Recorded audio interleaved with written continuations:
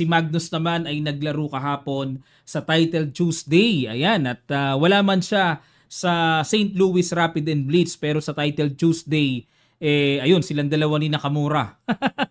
Sila lang naman dalawa lagi ang naghaharap dito sa championship eh. Sa early edition, nag-champion si Naka. Wala si Magnus doon. Dito po sa late edition, nandito si Magnus. Abay, talagang umabot itong si Nakamura. Dalawa lang po nangyari.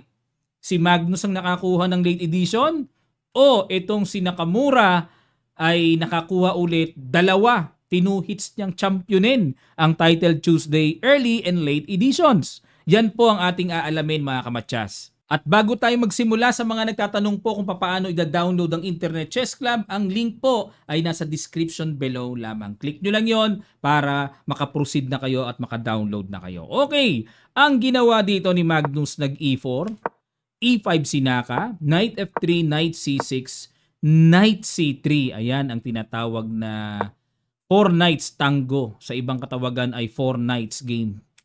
Nag-H3. Ayun. H3.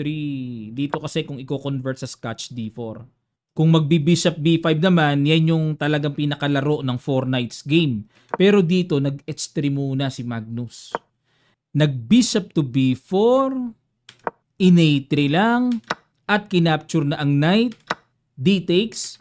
And nag-D6. Ayan. Dito mga kamatsas, maaaring mapatanong po kayo, what if capturein ng black yung libreng pawn sa E4? Ano meron? Ito po ang gagawin. May Knight takes E5 lang. Ayan ang maganda dyan. May mga ganyang timplahan, ano? Pag nag-Knight takes and then Queen D4, kumbaga mababawi din naman. Ayun, alin man sa mga Knight. So, yan po ay equal lamang. Pero at least, may ganyang linya na pangbawi ang puti kapag kinapture yung pawn E4. Okay, balik po tayo. Kaya ginawa dito ni Naka, nag-D6 muna and then nag-Bishop D3. At nag-H6 para wala rin namang Bishop G5 na annoying pin. Nag-Bishop E3 lang. Okay, develop lang si Magnus. B6. Aba, interesting. Bakit? I-develop yung Bishop dito. Okay, target yung E4 mamaya. Queen E2. Bishop B7 and castling queenside. Ayan, kung mapapansin nyo, hindi muna nag-castling si Magnus sa kingside, queenside siya, no? Para, syempre, iba yung impact din. May atake rin yan, may pressure din sa center yan eh. Nag-Queen E7, umilag na at nag-Knight D2. Umilag sa D-file, I mean, ano? Kaya nag-Queen E7. Knight D2, saan pupunta yan? Maneuver or gustong bumasag mamaya ng F4? Nag-castling queenside din. Tinapatan din naman ang castling ni Magnus. At dito ay nag-Rook HE1. Okay, ready na, no? Para pag nagkabukasan, prophylactic move lang muna. King B8. Para at least magkabasagan man sa C-file ay nakailag na ang lalalim po ng kanilang mga ano, no? Mga ideas nila, no? F3, okay. Basa ko dito, mag-G4 yan mamaya eh. Rook C8. Aba. Yung tore ilalagay doon. Aalisin ang knight and then D5, C5. Ayun. Nag-C4. Natunugan kagad ni Magnus. Oy, teka muna. Ilak ko muna yung D5. Okay, parang ganun. Ano? Nag-knight D8 at yan po ang lumalabas na bad move sa labanan na ito. At itong C4 naman ang novelty or new move kasi ang old line dito A4 mga kamatsas. A4 lang. O itong C4 ang wala sa libro, bagong luto ni Magnus, ano? Nag-Knight D8, balik tayo, bad move. Knight B1. Bakit binad move ba yung Knight D8? Ano ba gusto ng computer dito? Sandali lang po, mga kamatsas. Knight H5. Para magda-Knight F4, maka-pressure ka agad. Oo nga, no? Ganda ng Knight sa F4. G5 din and Rook H F8. Yan po ang gusto ng computer. Pero ang ginawa ni Naka, nag-Knight D8, Knight B1, magmamaneuver. Knight E6, Knight C3. Nag C6 para hindi makalundag ang knight dyan and nag Queen to D2. Bakit? Gaganon sabay F4. Daming alam talaga ni Magnus na mga ano talaga, no? Saka pang ready na rin na atake doon eh. So nag Rook D8, ni-ready na yung pandepensa. Nag G3 para pag nag F4, buong buo yung F4. Okay, yun nga lang, yung G3 po ay hindi nagustuhan ng computer. Bishop F2 lang daw, Bishop G1, and Queen F2. Ayan, maigi nakikita rin po natin yung accurate perspective, no, para matuto tayo na ganun pala ang tama, ganun lang pala. So may mapupulot din tayo doon mga kamatsas eh. O balik tayo ngayon dito sa G3, nag G5. Ayaw ni Naka na makabuo ng F4 ang puti. At nag Queen F2, Knight D7, nag Rook H1 para dito be-break sa king side, nag H5 lang. At nag H4, F6 lang, okay, para control lang sa G5, nag Bishop to F1 para gaganon yata, ano? Knight DF8, magmamaneuver dito. Grabe itong laban na ito nila. Ang daming maneuverings, no? Makikita mo sa kanila kung gaano kalawak ang kanilang natatanaw na strategic position na dapat ganun ang ma-achieve. Madala yung pyesa dito. Yan ang mga islog-islogang mabigatan na palagi nating nababanggit mga kamatsas, no? Nag B4, ayan. Medyo parang may inip na dito si Magnus. Parang walang nangyayari, puro abang-abang. So gusto niya mag B4 para bumasag. Pero saan babasag? Yan ang malaking tanong sa akin.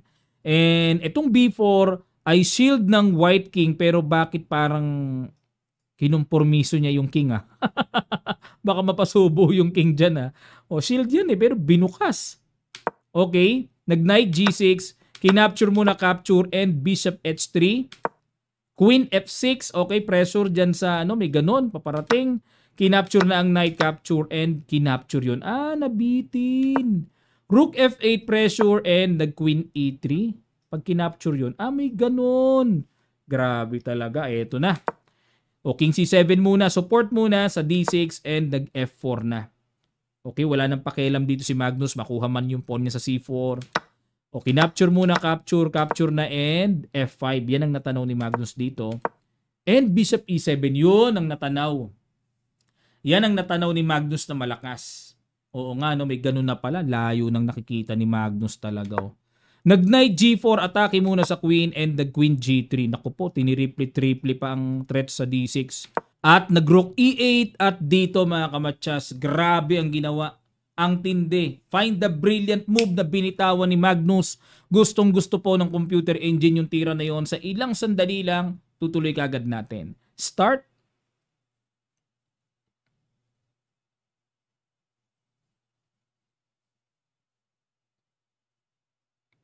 Maraming salamat po mga kamatsas. Boom! Rook takes H5. Ayun. Nag Bishop C8 lang. Bakit? Ano po laman kung capturein ang libreng tore? Ito po, may Queen takes. Makiking C8, force move. Queen D7 check. Ayun. Mukhang check muna. Para talagang diretso matchas. Harang matchas. Grabe laman. Mamatchasin ka na lang ng silent, kaya ginawa ay nag Bishop C8 para may tatakbuhan yung King sa B7. Yun po yung purpose.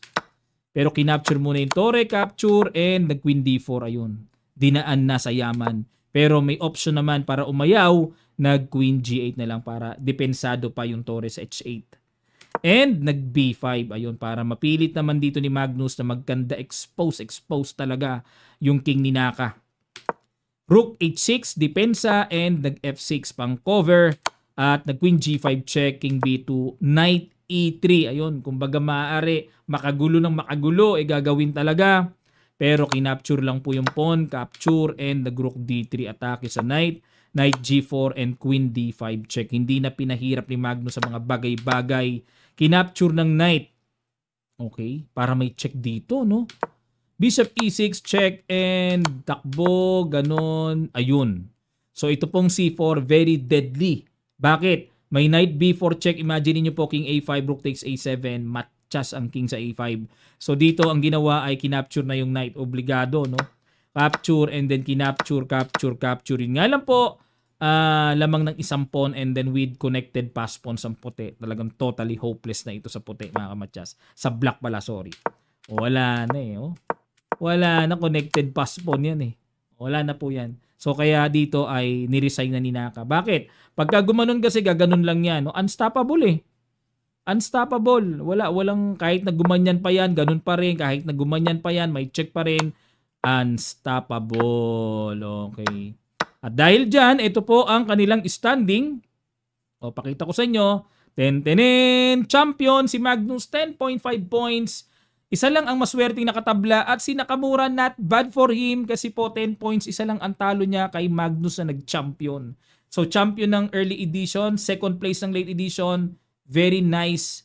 Napakaganda ng performance pa rin ni Hikaru Nakamura. And si Magnus po ay talaga. Talaga nga naman. Naligaw ka lang ng late edition eh. No? Grabe talaga kung naglaro ng early edition ba, nakuha niya rin kaya. O yan, talagang, pero bilib pa rin ako kay Naka. Kung wala si Magnus, mukhang siya na naman ang magcha-champion. Pambihirang Nakamura ito, ano. At parang meron tayong kababayan na nakapasok na nakita ko sa post kanina. Si International Master Banawa natin. O naka-tied for 13th place daw pataas eh. So, very nice yun sa 4 out of 400 players, mga kamatsas. Grabe. It was a nice performance by IM Banawa, mga kamatsas. So, congrats sa'yo, Joel Banawa. Ayan, nasa Isabela po siya ngayon. Taga Isabela siya eh. Alright, dati pong ano yan, kababata ako at lumaki sa US. Nagpunta ng US and then bumalik na nakapangasawa dito sa atin. So, keep it up and sana ay sa mga susunod no ay maka-top 10 na siya. Mahirap kunin 'yun yung tie for 13th place pa pataas. Aba, mahirap kunin 'yun. 400 titled players kaya ang naglalaro dito sa chess.com. Mabigat.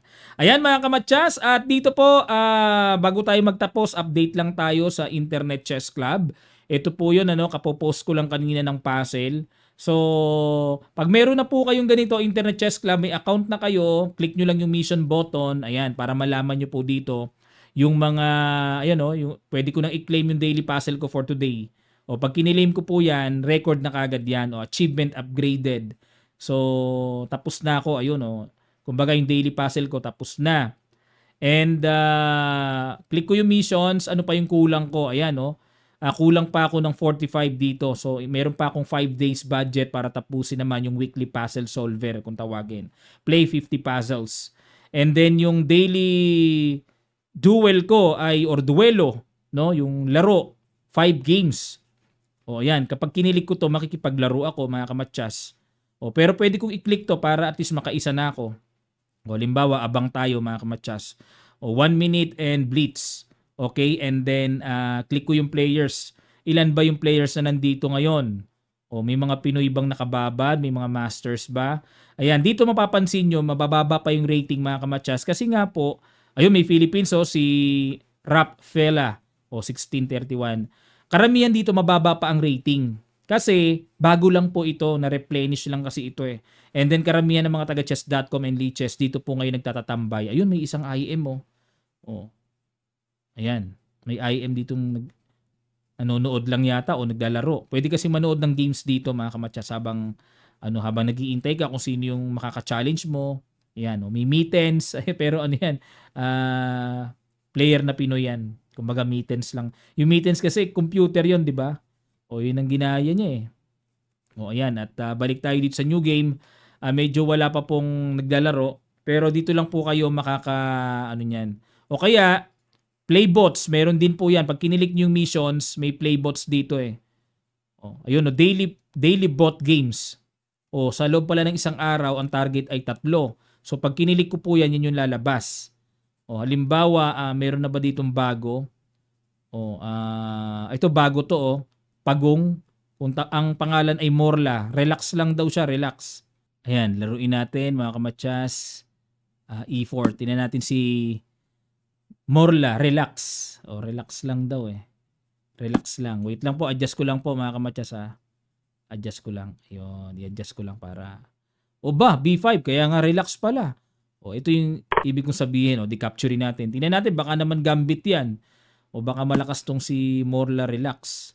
Knight C3 depensa.